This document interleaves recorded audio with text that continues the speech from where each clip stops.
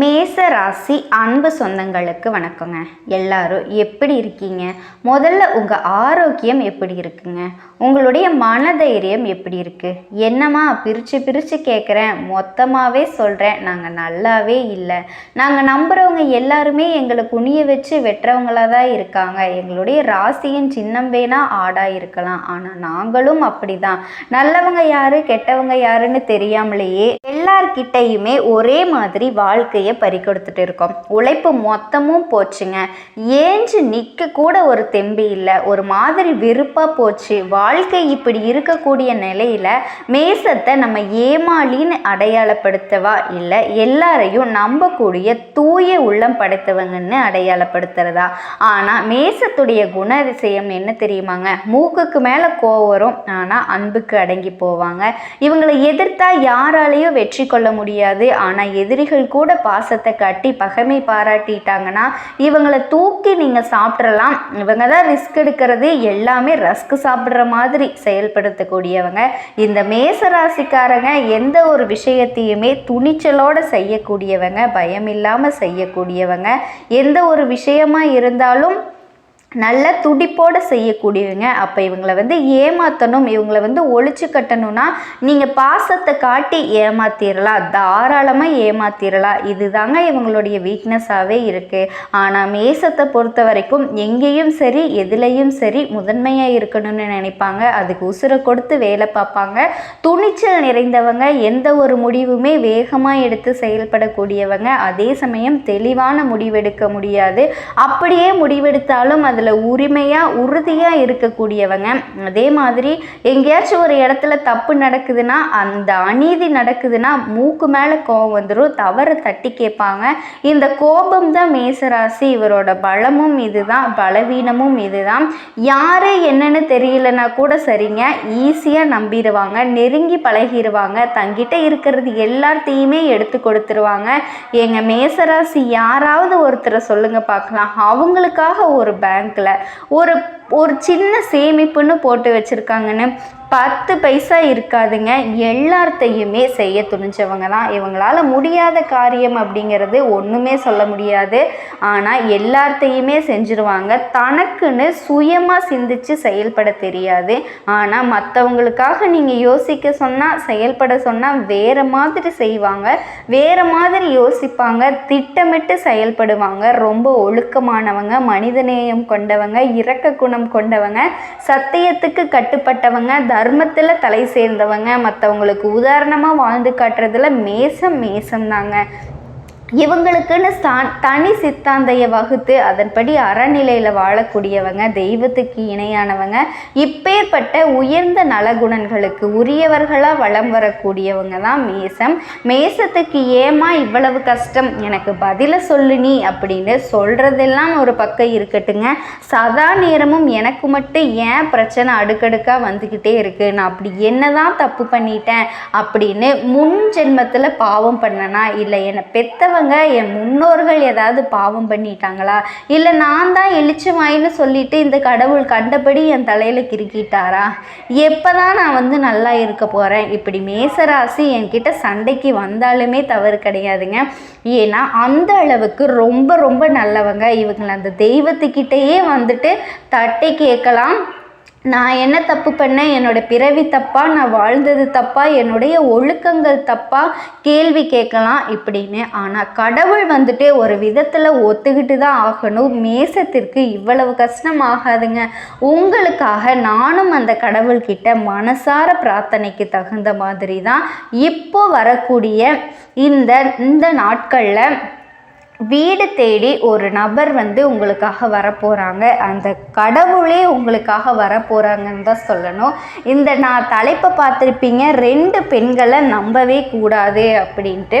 அந்த நபரால் நடக்காத ஒன்று நடக்க போகுதுங்க. மேசம் அப்படின்னாவே நடக்காத ஒன்றா, இதை விட கஷ்டம் ஏதாவது வரப்போகுதா அப்படின்னு இத்தனை நாளாக இருந்துச்சு இல்லையா? இத்தனை நாள் உங்கள் வீட்டில் சந்தோஷம் இல்லை, உங்கள் மனசுக்கு நிம்மதி இல்லையா, ஏதாவது ஒன்று இருந்துச்சா, அது எதுவுமே இல்லைன்னு சொன்னீங்க இல்லையா?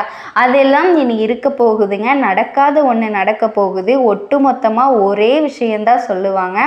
எனக்கு இருக்கக்கூடிய எல்லா பிரச்சனையும் சரியாயிட்டும், அப்புறம் இந்த ஒரே ஒரு நபரால் உன் வாழ்க்கையில் இருக்கக்கூடிய ஒட்டுமொத்த கஷ்டம், கவலை, சங்கடம் எல்லாமே விலக போகுதுங்க. அப்படி யாருமா அந்த நபர், அதுவும் இந்த நாட்களில் யார் எங்களை தேடி வரப்போகிறா அப்படின்னா, நவக்கிரகங்களால் முழு சுப கிரகம் நல்லதை மட்டுமே செய்ய தெரிஞ்ச குரு தாங்க உங்களை தேடி வரக்கூடிய அந்த நபர்.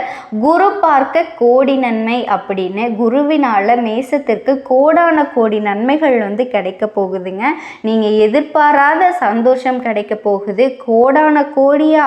ஆமாம், அது என்ன அப்படிங்கிறத தெளிவாக பார்க்கலாம். இப்போ இந்த குருவினால் மேச ராசிக்கு பெருசாக கிடைக்கக்கூடிய விஷயங்கள் பார்த்தீங்கன்னா, ஊதிய உயர்வு கிடைக்குங்க. விரும்பிய இடத்துக்கு இடமாற்றங்கள் கிடைக்கும். பதவி உயர்வுகள் கைகூடி வரும். இப்போ இந்த திருக்கடந்த பஞ்சாக்கத்தின்படி வரக்கூடிய நாட்களில் நிறைய நல்ல விஷயங்கள்லாம் நடக்க போகுதுங்க. அதிர்ஷ்டகரமாக தாங்க இருக்க போகுது. அது இந்த வருஷத்தில் குரு பயிற்சிங்கிறது வாக்கிய பஞ்சாங்கத்தின்படி, திருக்கடந்த பஞ்சாங்கத்தின்படி நிறைய நல்ல விஷயங்கள் நடைபெற போகுது. குரு பகவானை பொறுத்த வரைக்கும் என்ன பண்ணுறாருன்னா, ரிஷப ராசியிலிருந்து விலகி மிதுன ராசிக்கு போறாரு. மிதுனம் அப்படிங்கிறது குரு பகவானினுடைய நட்பு கிரகமான புதன் பகவானினுடைய வீடு. குருவால அதிர்ஷ்டமோ அவர் போகக்கூடிய இடம்ங்கிறது புத்தி. ஸோ இதனால இவர் எப்பேற்பட்ட பிரச்சனைக்குமே ஈஸியாக தீர்வு காண முடியும். அப்போ இந்த ஸ்தானம்ங்கிறது பலமான வீடு தாங்க. இந்த ஸ்தானத்திலிருந்து குருவுடைய பார்வைக்கு பலத்தை அதிகப்படுத்தக்கூடிய இடம் 5ஆம் பார்வையா துலாம் ராசியிலும், 7ஆம் பார்வையா தனுசு ராசியிலும், 9ஆம் பார்வையால் கும்ப ராசியிலும் குரு பகவானினுடைய பார்வை பதியுதுங்க. நீங்கள் செய்யக்கூடிய தொழிலில் சீரான வளர்ச்சி ஏற்படும். புதிய முயற்சிகளால் அவசரம் கூடாது. இதுவுமே நீங்கள் குறித்து வச்சுக்கிட்ட இடம்தான். இது தொழில் செய்கிறவங்க பண்ணக்கூடாதா அப்படின்னா அதெல்லாம் கிடையாதுங்க.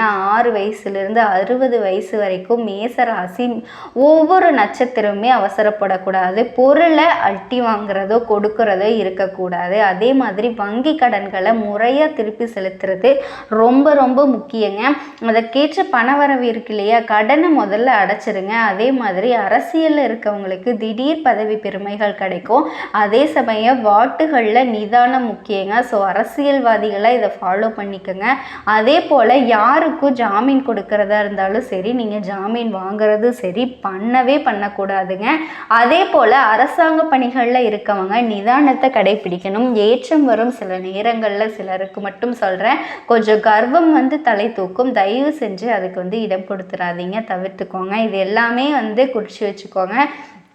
என்னதான் நேரம் காலம் நமக்கு நல்லதாக இருந்தாலும் இந்த சமயத்தில் நம்ம ரொம்ப கவனமாக இருக்கணும். இதுவே சினிமா, நாடகம், கலைத்துறையில் இருக்கவங்களுக்கு வாய்ப்புகள் அடுத்தடுத்து வர தொடங்கும். இந்த சமயத்தில் சஞ்சலம், சபலம் தவிர்க்கிறது ரொம்ப ரொம்ப முக்கியம். அதே போல் மாணவர்களுக்கு படிப்பில் முழு கவனம் செலுத்துறது அவசியங்க. இதை தாண்டி மேசம் அப்படிங்கிறவங்க ஒரு 2 விஷயத்தை எக்காரணத்தை கொண்டு செய்யக்கூடாது. அவசரம் காட்டக்கூடாது, அலட்சியம் காட்டக்கூடாது. இதை நான் வேண்டவே வேண்டான்னு சொல்லுவேன். இதை ரொம்ப பர்டிகுலராக பண்ணுங்க. ஆரோக்கியத்தை பொறுத்த வரைக்கும் மேன்மை இருந்தாலுமே நரம்பு சம்பந்தப்பட்ட, கண் சம்பந்தப்பட்ட, அடிவயிறு சம்பந்தப்பட்ட பிரச்சனைகள் வர்றதுக்கு வாய்ப்புகள் இருக்குங்க. ஸோ ஆரோக்கியத்தில் கவனம் தேவை. அதே போல் வண்டி வாகனத்தை இயக்கிறப்ப நிதானம் ரொம்ப முக்கியம். ஒவ்வொரு புதன்கிழமை, சனிக்கிழமைகளில் அருகில் இருக்கக்கூடிய பெருமாளுக்கு வழிபாடு வைங்க. அதே போல் அனுதினமும் அபிராபி அந்தாதியில் இருக்கக்கூடிய பாடல்கள் 40, 59, 75 இந்த பாடல்களை பாடி கேட்கிறதும் நல்லது. நீங்கள் அதை படிக்கிறதும் நல்லதுங்க. இதனால் சிறப்பான பலன்கள் உங்களுக்கு சேரும். ஸோ இதை தாண்டி குரு யார், குருவால் இன்னும் உங்களுக்கு என்ன மாதிரியான பலன்கள் கிடைக்கும் அப்படின்னா, குருவை பொறுத்த வரைக்குமே யாருங்க, தனக்காரகன். ஜோதிட சாஸ்திரப்படி நாங்கள் சொல்கிறது தனக்காரகன் தான். ஒருத்தவங்களுக்கு பண கஷ்டம் அதிகமாக இருக்குன்னு சொல்லிட்டு என்கிட்ட கொண்டு ஜாதகத்தை கொடுத்தாங்கன்னா, குருவுடைய அமைப்பு எங்கே இருக்குது, அவருடைய பார்வை எங்கே இருக்குது, ஏன் பணத்தில் இவ்வளோ தடை அப்படிங்கிறத பார்ப்போம். ஸோ குரு பகவான் பணத்துக்கு முக்கியமான கிரகம் தான். தனம் பணம் ஒருத்தருக்கு நல்லா இருக்குன்னா கண்டிப்பாக உங்கள் ஜாதகத்தில் குரு நல்லா இருக்கணும். அதே போல் சுக்கிர சுகயோகத்துக்கு காரணம் வரும். சுக்கிர பகவான் கொடுக்கக்கூடிய பணம்ங்கிறது உங்கள் கையில் இருந்தால் குரு பகவான் கொடுக்கக்கூடிய பணம் எங்கே இருக்குன்னா பெரிய அளவில் இருக்கும். அதை நீங்கள் கையிலெல்லாம் வைக்க முடியாது, பேங்கில் தான் கட்டுக்கட்டாக அடுக்கி வைக்கணும். ஏன்னா அந்த அளவுக்கு இந்த குரு பயிற்சியால் மேசராசிக்கு அதிர்ஷ்ட பலன்கள் பிரகாசிக்க போகுதுங்க. 2ஆம் இடத்துல இருக்கக்கூடிய குரு 3ஆம் இடத்துக்கு போகிறதுங்கிறது பாக்கிய வீட்டை பார்க்கக்கூடிய இடம், இருக்கக்கூடிய இடத்தை விட பார்க்கக்கூடிய இடத்திற்கு பலம் அதிகங்க. ஸோ மேசராசிக்கு இந்த ராகுகேது பயிற்சினால் நிறைய நல்ல விஷயங்கள்லாம் நடக்க போகுது. வாழ்க வளமுடன்.